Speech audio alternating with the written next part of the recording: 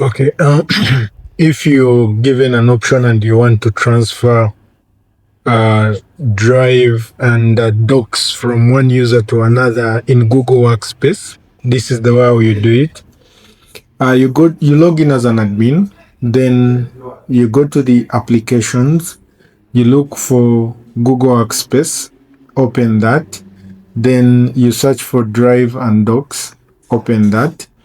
The moment you click on drive and docs, scroll down until you get transfer ownership. So I'll click on transfer ownership.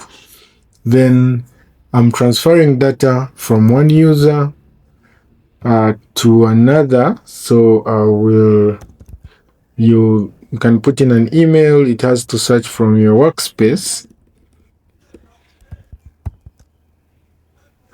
Then to the user you're transferring, still you put in their email.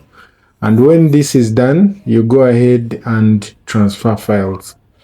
So it will give you a notification to confirm that ownership of the files will be transferred from user A to user B. Then you go ahead and accept. So the transferring will go ahead in the background, and when it's done, it will send you a notification when the transfer is done. Otherwise, that's it. Meet you in the next video.